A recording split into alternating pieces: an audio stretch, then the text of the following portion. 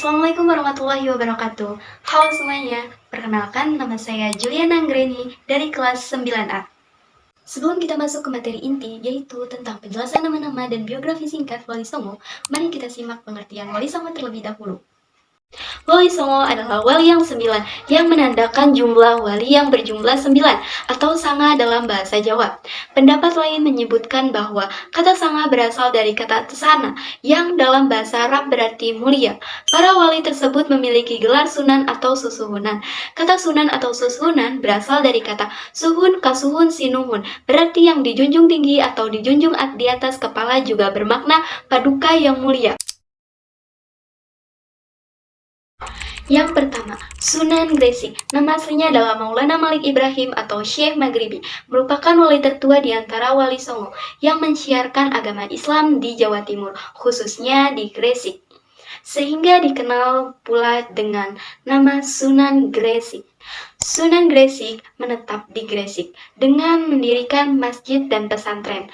Beliau wafat pada tahun 1419 Masehi atau 882 Hijriah dan dimakamkan di Gapura Wetan, Gresik. Yang kedua, Sunan Ampel. Sunan Ampel memiliki nama asli Raden Rahmat. Beliau lahir pada tahun 1401 Masehi dan wafat pada tahun 1481 Masehi serta dimakamkan di desa Ampel. Sunan Ampel menikah dengan seorang putri Tuban bernama Nyi Ageng Manila dan dikaruniai 4 orang anak. Selanjutnya yang ketiga yaitu Sunan Kudus. Nama asli Sunan Kudus adalah Jafar Shadiq. Beliau lahir pada pertengahan abad ke-15 dan wafat pada 1550 Masehi atau 960 Hijriah. Beliau berjasa dalam menyebarkan Islam di daerah Kudus dan sekitarnya, tepatnya di Jawa Tengah bagian utara. Untuk melancarkan mekanisme dakwah Islam, Sunan Kudus membangun sebuah masjid yang terkenal sebagai Masjid Menara Kudus, yang dipandang sebagai warisan kebudayaan Islam Nusantara. Sunan Kudus juga terkenal sebagai seorang sastrawan. Di antara karya sastranya yang terkenal adalah Gending Mas Kumambang dan Mijil. Selanjutnya yang keempat yaitu Sunan Giri. Pada 1365 sampai 1428, Sunan Giri adalah salah seorang wali yang besar pengaruhnya di Jawa, terutama di Jawa Timur. Ayahnya, Maulana Ishak, berasal dari Pasai, dan ibunya Dewi Sekardado, putri Raja Belambangan Minak Sembayu. Sunan Giri belajar Islam di pesantren Ampel Denta dan di Pasai sekembalinya di Gresik. Sunan Giri atau Raden Paku mendirikan pesantren di Giri, kira-kira 3 km dari Gresik. Selain itu, beliau mengutus para mubalik untuk berdakwah ke daerah Madura, Bawean, Kangean, bahkan ke Lombok, Makassar, Ternate, dan Tidore. Yang kelima yaitu Sunan Gunung Jati, atau lebih dikenal dengan sebutan Syarif Hidayatullah, bisa jadi juga Syekh Narullah. Beliau berjasa dalam menyebarkan Islam di Jawa Barat. Beliau berhasil mendirikan 2 buah kerajaan Islam, yakni Banten dan Cirebon, serta berhasil pula menguasai pelabuhan Sunda Kelapa yang dulunya dikuasai oleh kerajaan Hindu Pakuan.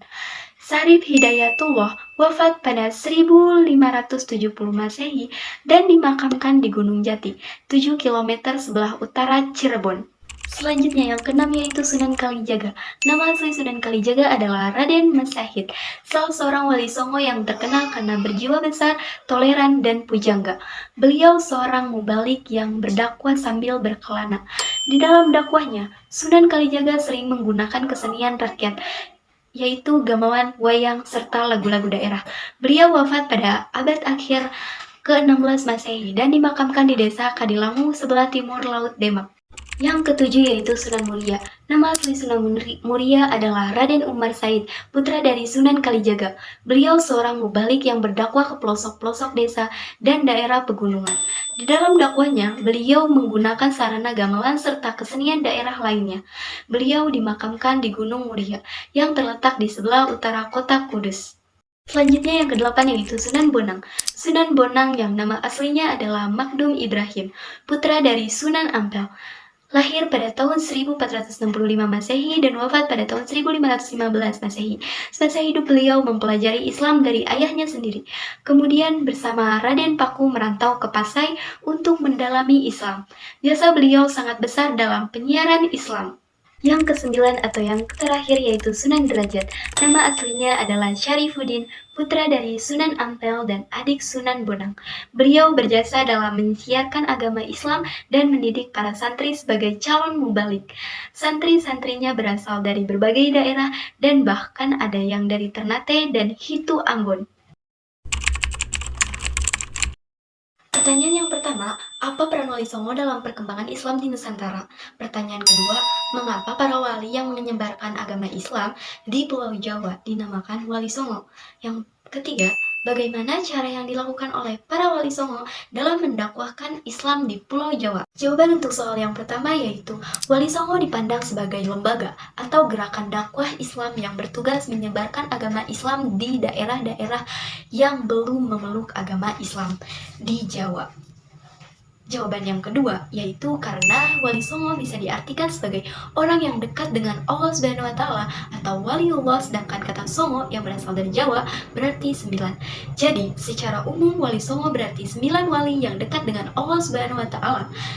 Dan jawaban yang ketiga, para Wali Songo menyebarkan agama Islam dengan pendekatan budaya, yaitu dengan memadukan seni budaya lokal dengan ajaran Islam. Contohnya adalah wayang, tembang Jawa, gamelan, serta upacara adat yang digabungkan dengan ajaran dan makna Islam. Jadi dapat disimpulkan bahwa Wali Songo adalah orang-orang yang dekat dengan Allah Subhanahu wa Ta'ala.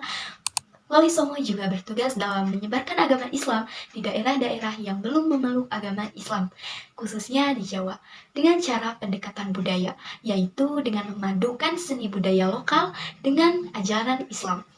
Mereka memiliki peran yang berbeda, namun memiliki satu tujuan, yaitu untuk menyebarkan agama Islam di Jawa dan sekitarnya. Demikianlah penjelasan materi tentang Wali Songo. Mohon maaf bila ada salah kata. Saya ucapkan terima kasih. Wassalamualaikum warahmatullahi wabarakatuh.